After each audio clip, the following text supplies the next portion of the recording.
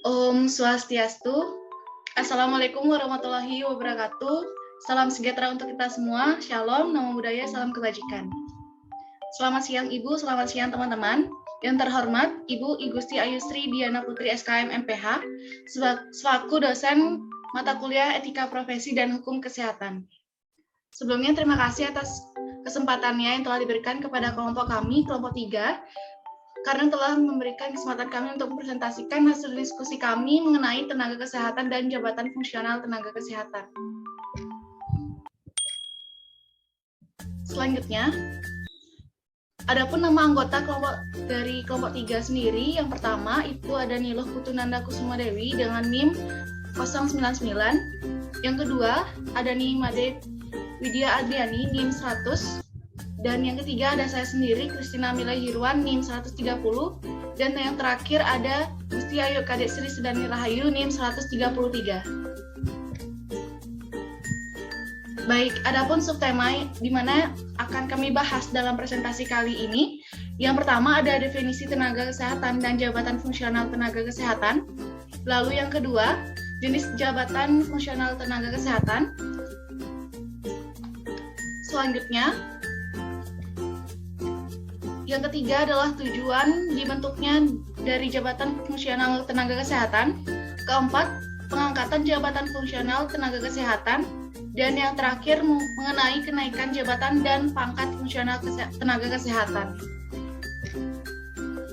Baik, mengenai definisi akan dijelaskan lebih lanjut oleh rekan saya. Nanda, saya persilakan. Baik, terima kasih atas waktunya. Di sini saya akan menjelaskan definisi tenaga kesehatan dan jabatan fungsional tenaga kesehatan. Next.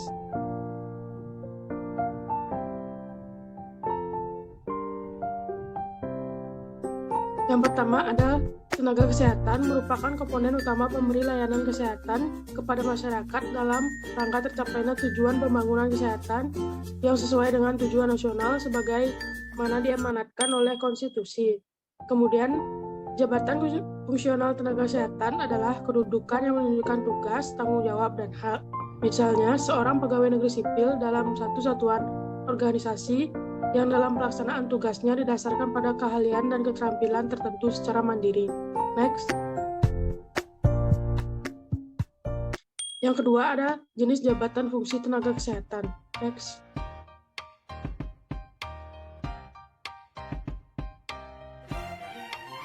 Kementerian Pendayagunaan Aparatur Negara dan Reformasi Birokrasi telah menetapkan 28 jenis fungsional tenaga kesehatan sebagai berikut.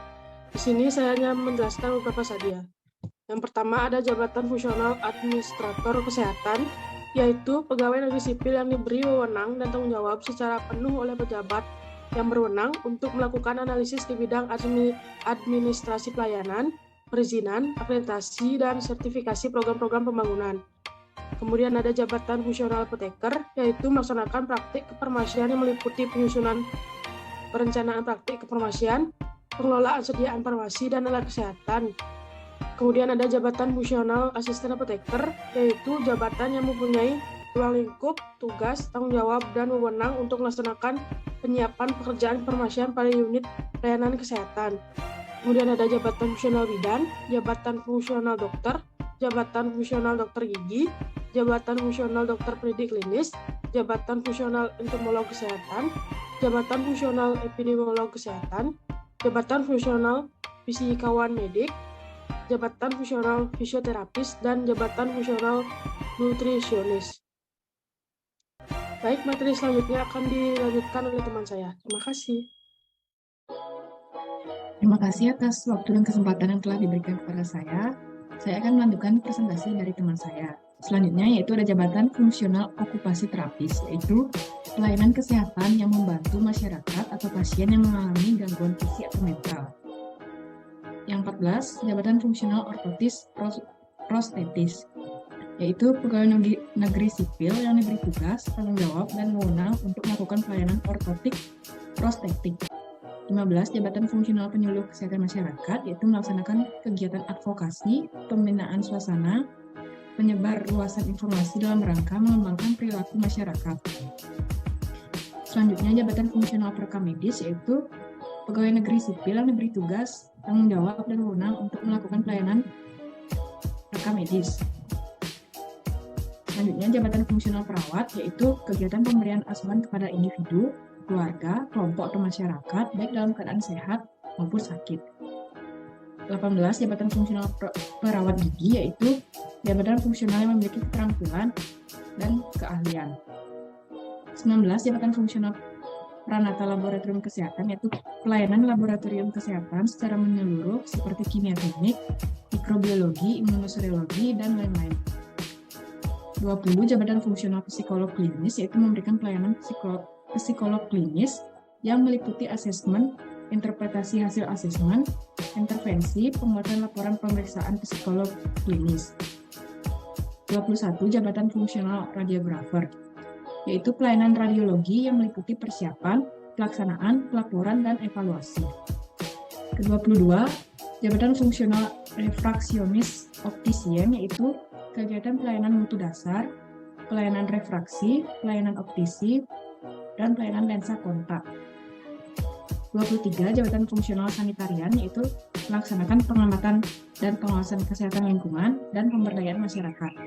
24 jabatan fungsional teknisi elektromedis yaitu kegiatan pelayanan pengelolaan alat elektromedik.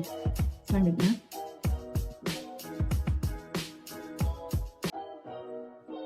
yang ke-25 ada jabatan fungsional teknisi gigi, yaitu kegiatan teknik gigi yang meliputi perencanaan, pembuatan, dan penilaian protesa gigi. 26 jabatan fungsional teknisi transfusi darah, yaitu melaksanakan kegiatan transfusi darah. 27 jabatan fungsional terapis bicara, yaitu melaksanakan pelayanan terapis bicara demi terciptanya kemampuan komunikasi yang optimal.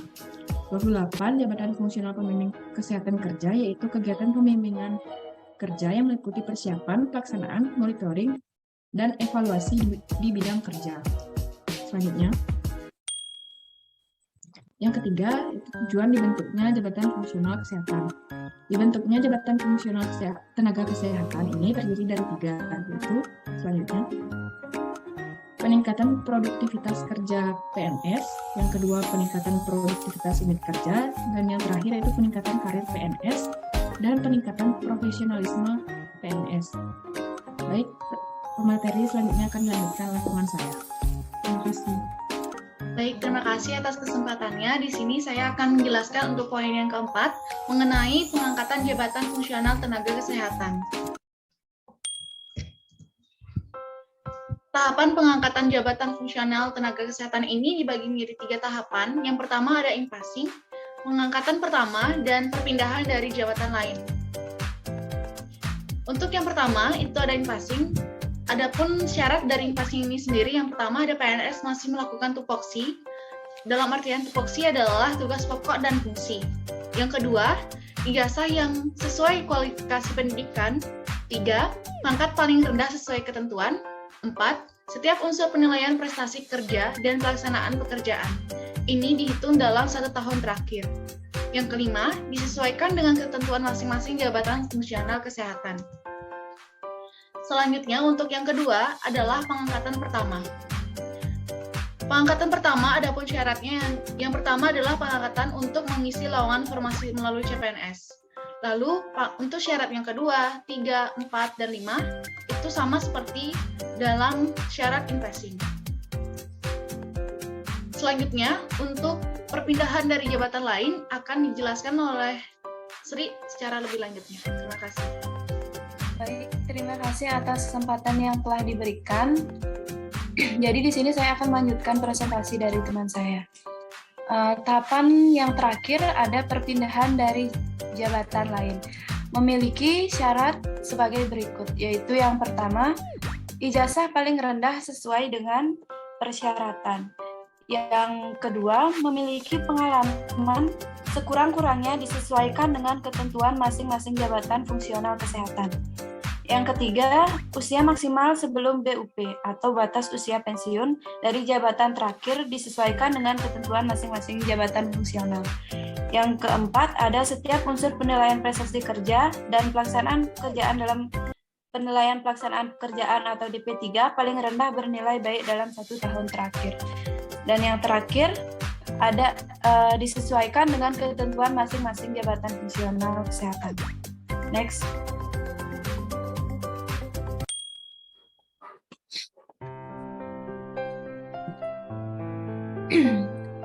Poin kelima, ada kenaikan jabatan dan pangkat fungsional tenaga kesehatan. Next.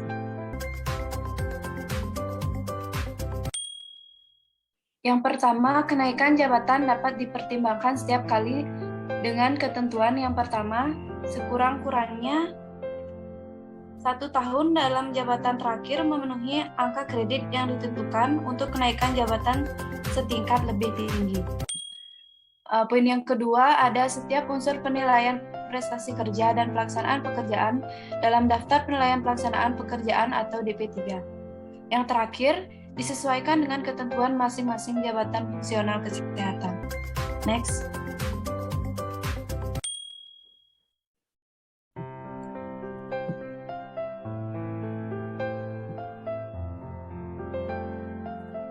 Yang kedua, ada kenaikan pangkat dapat dipertimbangkan setiap kali dengan ketentuan sebagai berikut.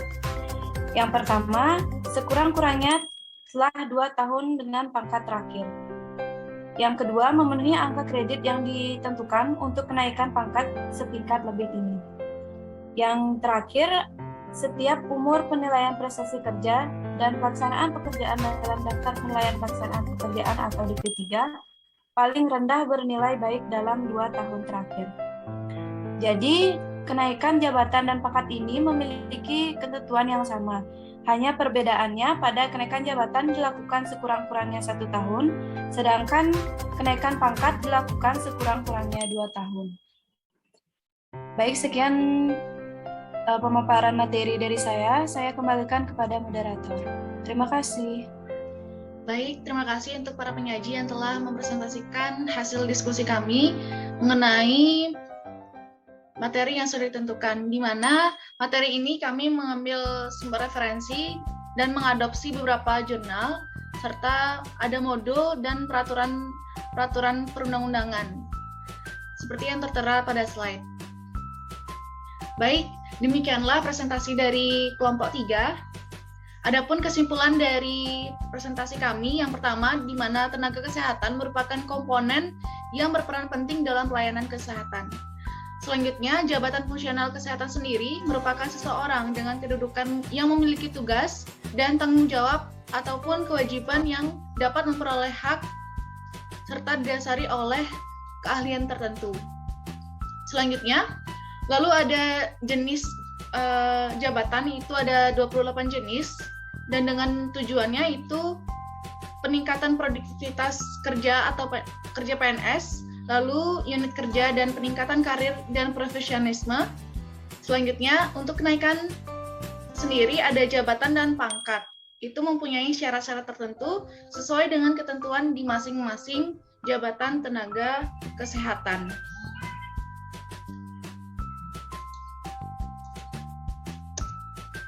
Baik, sekian presentasi dari kelompok 3. Sekiranya apabila ada perkataan atau tutur kata yang kurang berkenan, kami mohon maaf.